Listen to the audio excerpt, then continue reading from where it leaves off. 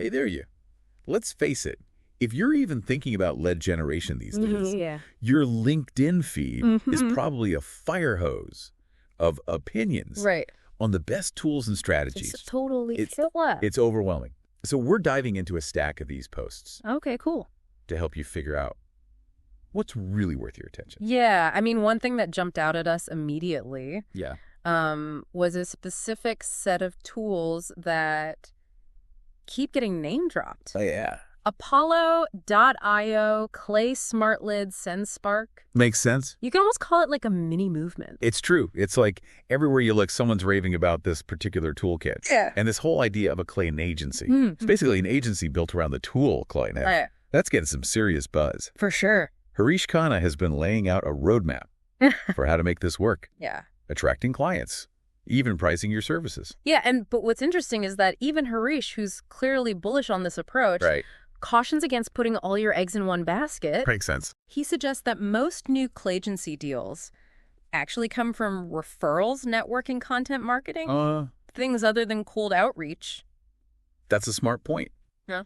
Makes you wonder if the hype around this model is maybe getting ahead of itself a bit? Yeah. Is it a sustainable way to build a business or just a flash in the pan? That is the question, isn't it? The million-dollar question. Yeah. I think what we can say is that it points to a larger trend we're seeing. Okay. Where entrepreneurs are building these niche agencies around very specific tech stacks.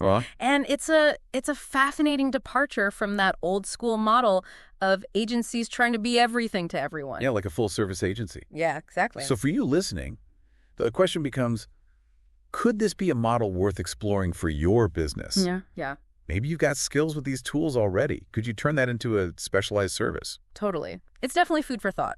Yeah. And that's just one of the many intriguing themes we've uncovered in these posts. Another one that kept popping up, intent data. It's practically a buzzword at this point, but there's real substance behind it. I'm glad you brought that up. Okay. Because, yeah, it's everywhere. But some folks might not be totally clear on what it means.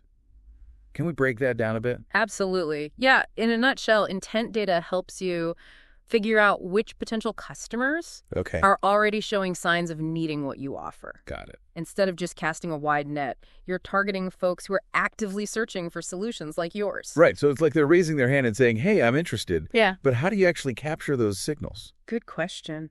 There are tools that monitor website engagement, like what pages people visit, how long they stay. Right. Others track social media activity. Are they following industry hashtags or joining relevant groups? You can even look at hiring trends to see if companies are expanding in areas where your services might be needed. So instead of interrupting someone's day with a random pitch, you're showing up with a solution at the exact moment they need it. I bet that makes a huge difference in how receptive they are. Yeah, it's like the difference between showing up at a party unannounced versus getting an invitation. Right. When you know you're welcome, you're going to have a much better experience. That's such a great analogy. Yeah. So for you listening, the key takeaway here is to think about how you can be more intentional with your outreach. Right. Are you paying attention to the signals your potential customers are sending? Could you be using that information to personalize your approach and make your interactions more valuable for both sides? For sure. It's definitely something to consider. And this ties into another major shift we're seeing in the world of lead generation. A move away from that old spray and pray cold emailing towards something more personal and trust-based. Yeah, several posts really hammered home this idea that consumers are just bombarded with messages these days. Yeah. So to stand out, you need to build genuine connection and show you actually get their needs. It's not enough to just blast out generic messages anymore. You need to establish what and some folks are calling trust currency. I like that. Yeah. Ram Kumar's post about the generic cold emailer versus the intent-driven emailer really brought this point home. He contrasts these two approaches so perfectly. The generic emailer is all about quantity over quality. Just chucking those messages out there and hoping something sticks. Right, just like throwing spaghetti at the wall and seeing what sticks. Exactly. And then you got the intent-driven emailer who takes the time to understand the recipient, their situation, their pain points. They craft messages that resonate and offer genuine value. Like that example he gives of an intent-driven emailer reaching out to a company that's actively hiring SEO experts. Yeah. They don't just pitch their SEO services. They actually highlight a specific candidate with the perfect experience, showing they've done their research. and are genuinely trying to help. Right. It's that extra effort, that willingness to go beyond the surface level that really builds trust. I bet that resonates with you, right? Think about a time when you were won over by a company that took the time to personalize their approach. Yeah. Maybe they reached out with a solution at the exact moment you were struggling with a problem.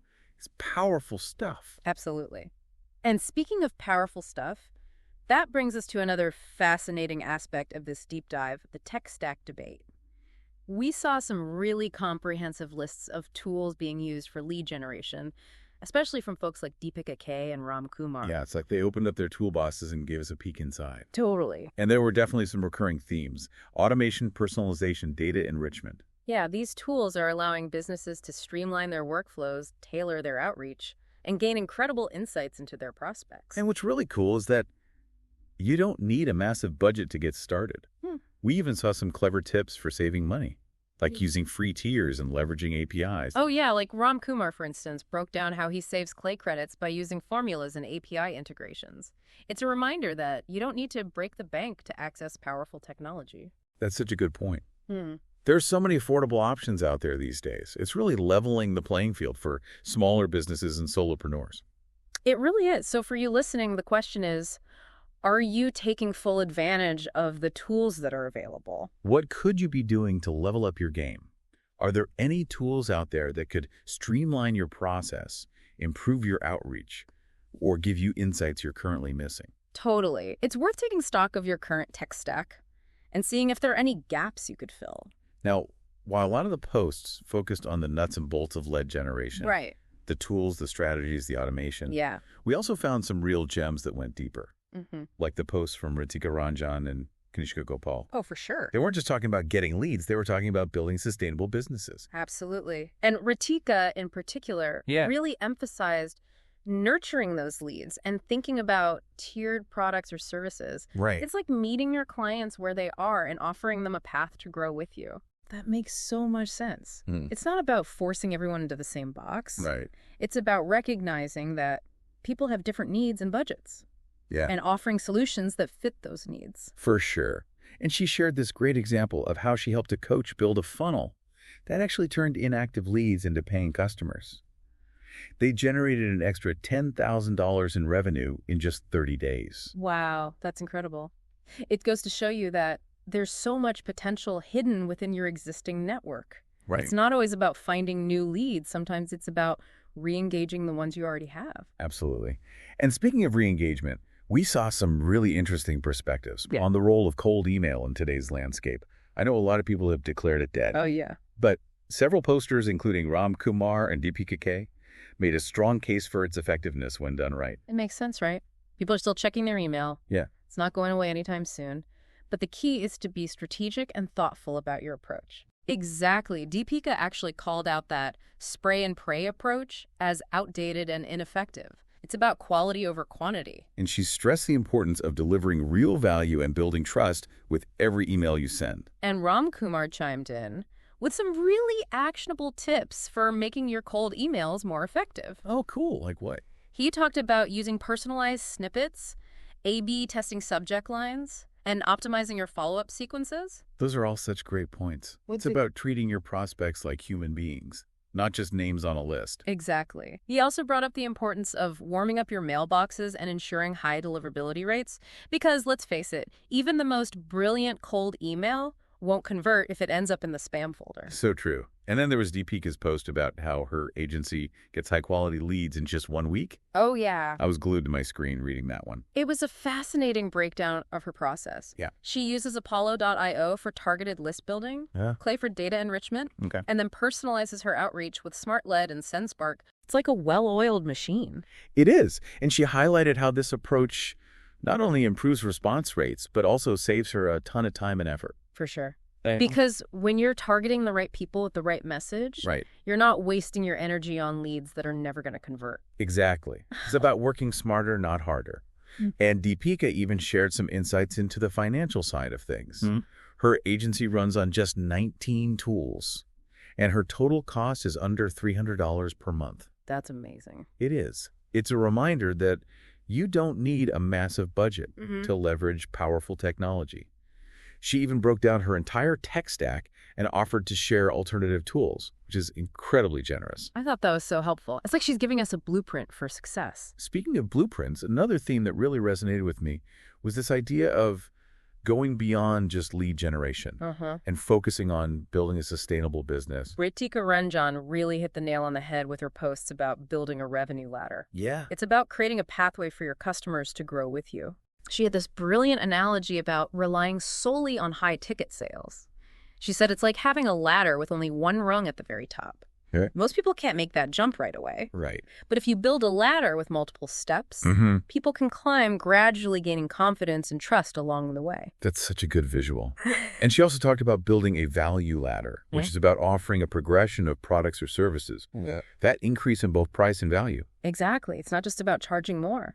It's about delivering more, providing greater depth of expertise, and addressing more complex challenges as your clients progress. She even shared an example of how they helped a coach build a funnel that turned inactive leads into an extra $10,000 in revenue in just 30 days. Yeah. I love that story. Yeah. It's a powerful reminder that there's often untapped potential within your existing network. Totally.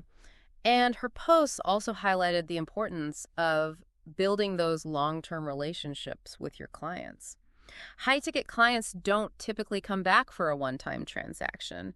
They come back when you offer a pathway that meets their evolving needs. So it's not just about closing the deal. Right. It's about becoming a trusted advisor. Right. Someone your clients can rely on for the long haul. And Kanishka Gopal had some really interesting perspectives on this as well. He talked about creating a sales funnel that nurtures your audience, starting with low-ticket products that give them a taste of what you offer. It's like building a relationship. You wouldn't ask someone to marry you on the first date. Exactly. You need to build trust and rapport over time. He emphasized that high-ticket buyers don't make rash decisions. They need to feel connected to your brand and confident in your expertise before they're willing to invest. And he had some great advice for building a funnel that converts, like identifying your funnel's leaks and optimizing each stage of the customer journey. Yeah, he suggested asking yourself key questions like, is it a lack of leads? Is it low conversion? Is it low show rates? By diagnosing the problem, you can tailor your funnel to address those specific issues. That's so helpful. It's about being strategic and data-driven, not just throwing things at the wall and hoping something sticks. Exactly. And he shared a really interesting post about how his personal experiences shaped his approach to marketing. Oh, wow. He talked about how being labeled as too nice actually became his biggest strength. Interesting. It taught him how to read people on a deeper level and connect with their emotions. That's such a powerful realization. It is. It's a reminder that sometimes what we perceive as weaknesses can actually be our greatest strengths. Absolutely. And it highlights the importance of authenticity and bringing your whole self to your business. Now, a lot of these posts were geared towards building a business from scratch, but we also found some great advice for those who are already established and looking to scale. Sahili Chatterjee, in particular, had some impressive posts about how she used LinkedIn to grow her personal brand and attract high-paying clients. Yeah, she shared her journey of going from not even knowing about LinkedIn 5 years ago to ranking in the top 5 for marketing in India. That's incredible. It's an amazing story. And she broke down her strategy, emphasizing consistent content creation, engaging with her audience, and building a strong community. She also talked about the different types of content she creates. She uses strategy-based content to build authority, personal content to foster connection, and even a bit of humor to keep things light. It's about finding the right mix of content that resonates with your audience and positions you as an expert. I loved her example of how she used seasonal content marketing to drive engagement.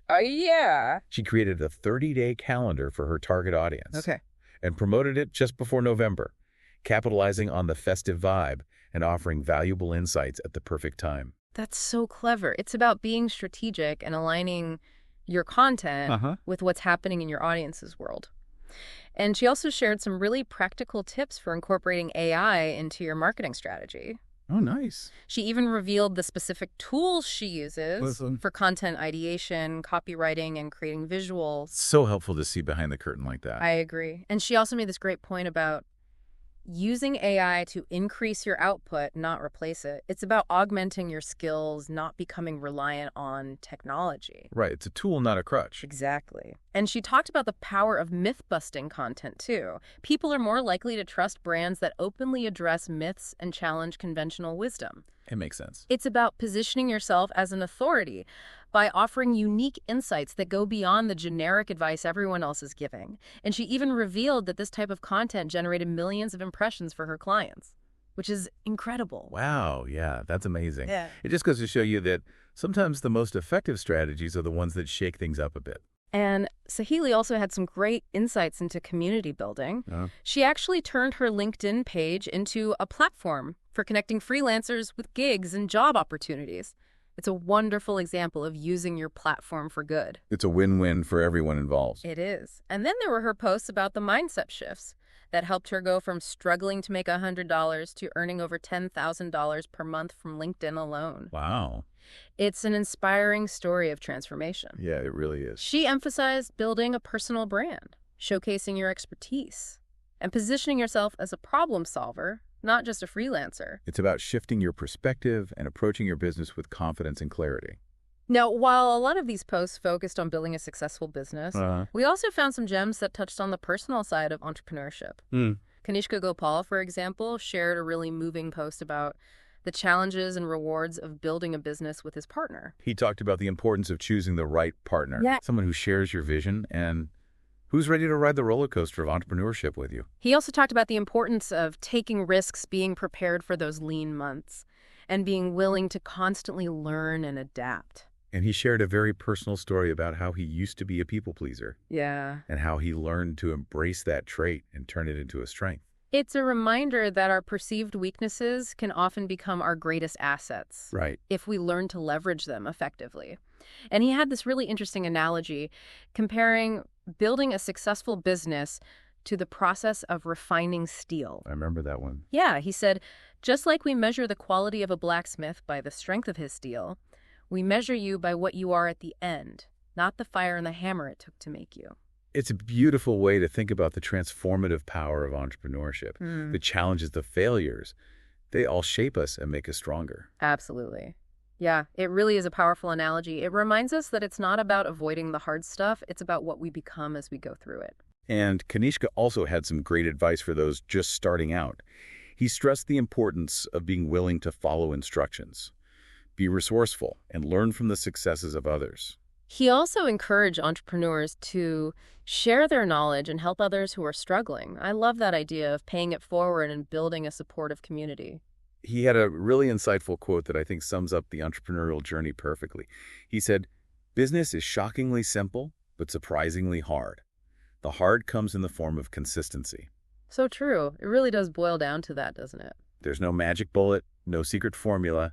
It's about showing up every day and doing the work, even when you don't feel like it. He also talked about celebrating those small wins along the way and not getting discouraged by setbacks. It's a marathon, not a sprint. And he had some interesting thoughts on pricing. He actually said that raising your prices almost always makes you more money. That seems counterintuitive, but I can see the logic behind it. It's true. When you charge more, you attract higher quality clients who are more likely to value your expertise and appreciate the results you deliver. Plus, it shows that you believe in the value of what you offer. Kanishka also emphasized staying connected to your customers, no matter how big your business gets. He said, your business is never too big for you to spend time talking directly to your customers. It's so important to stay grounded and remember who you're serving. After all, your customers are the heart of your business. Absolutely. And he even shared some unconventional productivity hacks. Oh, really? Like what? He actually prefers to work in a room with no windows. Oh, wow. That's so interesting. Right. I guess it's about finding what works for you and creating an environment that allows you to focus and do your best work. Now, as we wrap up this deep dive into the world of lead generation, I think it's worth highlighting one more key takeaway. Okay. Alex Hormozy said something that really stuck with me. He said, you can beat 99% of your competition by doing the basics at scale and consistently. Wow. It's so simple, yet so profound. It is, isn't it? We often get caught up in chasing the latest trends or trying to find some secret hack. But the truth is, success often comes down to mastering the fundamentals. It's about showing up early, preparing thoroughly, following up diligently, and delivering value in every interaction. It's about being relentless in your pursuit of excellence. So what have we learned from this deep dive? The world of lead generation is evolving rapidly. The old spray and pray tactics are out. To succeed today, you need to be strategic, personalized, and value-driven. We've explored the rise of acclaimed agency, the power of intent data, the shift towards trust-based outreach, the evolving role of technology, and the importance of building a sustainable business that goes beyond just getting leads. We've covered a lot of ground. Right. But it's not enough to just listen. Right. The real magic happens when you take action. For sure. So I challenge you to think about one key takeaway from this deep dive that you can implement in your business right now. Yeah. What's that one thing you're going to do differently? Maybe it's experimenting with a new tool, refining your outreach strategy, or building a value ladder. Whatever it is, commit to taking that first step today. Because the best time to start working towards your goals is now. So is all the hype around these tools and strategies justified? Or are there deeper considerations you should be exploring? We've given you the shortcuts, but the journey to success is yours to create. Happy exploring. And that wraps up our deep dive into the wild world of LinkedIn lead gen. It's been a fascinating journey, hasn't it? Absolutely. So many different perspectives, so much actionable advice. What stood out to you the most? I think for me, it's the emphasis on building a sustainable business. It's not just about chasing leads. It's about creating genuine connections and delivering real value. Yeah, that's something that came up again and again. Building trust, nurturing relationships, going beyond that one-time transaction. It's about playing the long game. And recognizing that your customers are real people, not just names on a list. Exactly. It's about understanding their needs, their challenges, and offering solutions that truly make a difference in their lives. We saw so many great examples of entrepreneurs who are doing this successfully. People who are using these tools and strategies to not only grow their businesses, but also to make a positive impact on the world. It's inspiring, right? It makes you realize that anything is possible if you're willing to put in the work and stay true to your vision. And who knows, maybe some of you listening will be the next success story we feature in a future deep dive. That would be awesome. So, for everyone listening, we hope this deep dive has sparked some ideas, give you some actionable takeaways, and maybe even inspired you to take your business to the next level. And remember, the journey to success is yours to create. Happy exploring.